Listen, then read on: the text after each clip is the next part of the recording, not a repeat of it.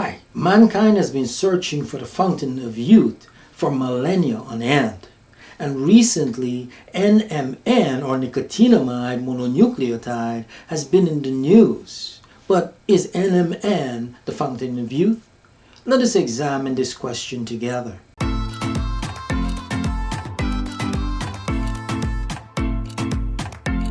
The proportion of the world's population that is over the age of 65 is growing progressively, but their quality of life is not keeping pace.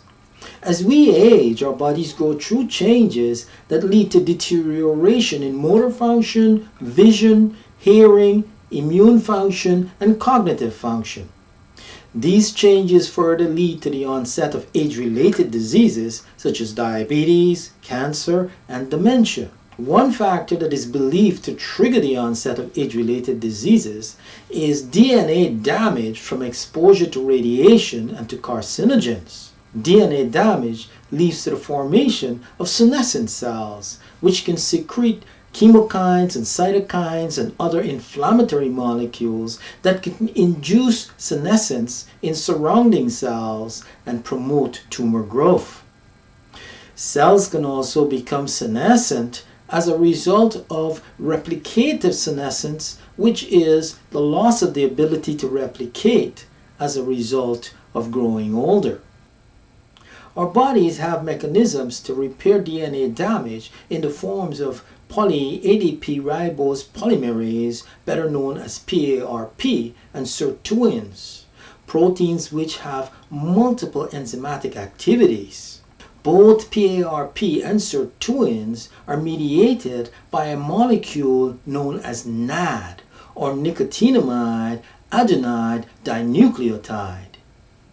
This is a coenzyme that plays an important role in multiple functions in the body, including energy metabolism, DNA repair, and cell growth.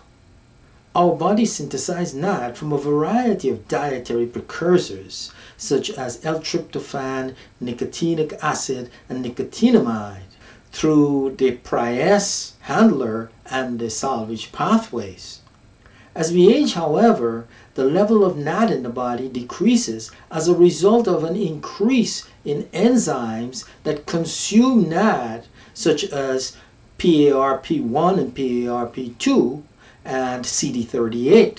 NAD levels in the body also grow lower because the nicotinamide phosphoribosyl transferase enzyme that converts nicotinamide to nicotinamide mononucleotide, which is the precursor of NAD in the salvage pathway, also decreases as we age.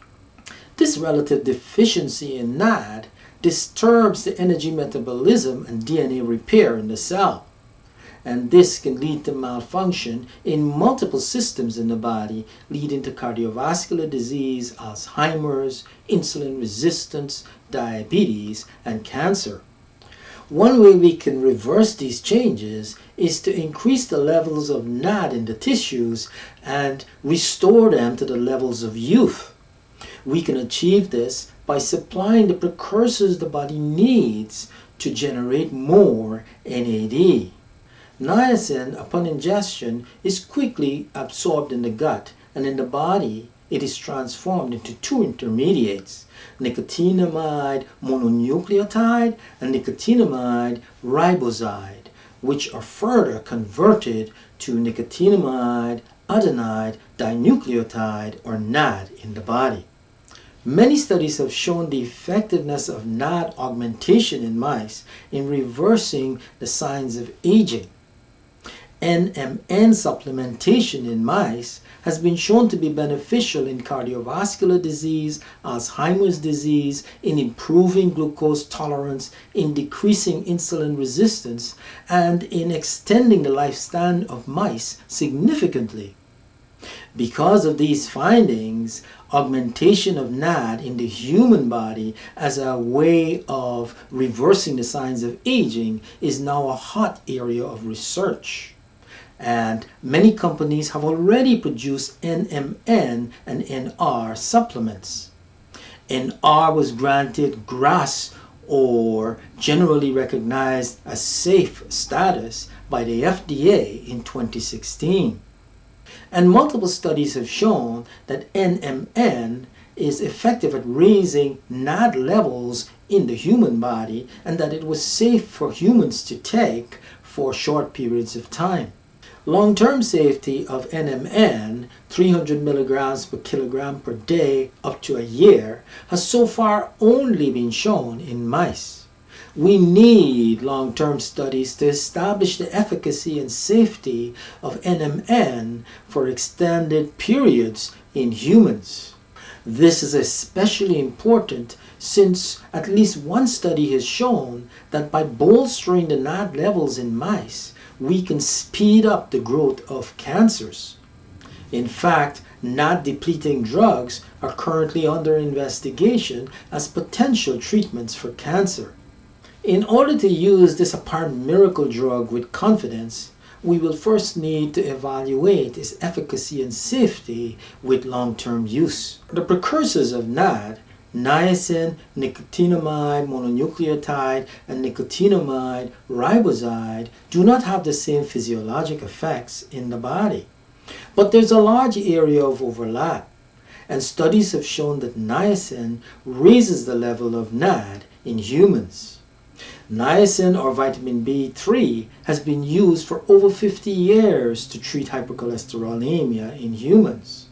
And aside from a few cases of flushing and rare cases of inflammation of the liver when dosed improperly, it has been shown to be safe for use in humans. Yes, indeed, we're living in exciting times, and we have ample evidence to show that bolstering the level of NAD in the body may reverse the signs of aging.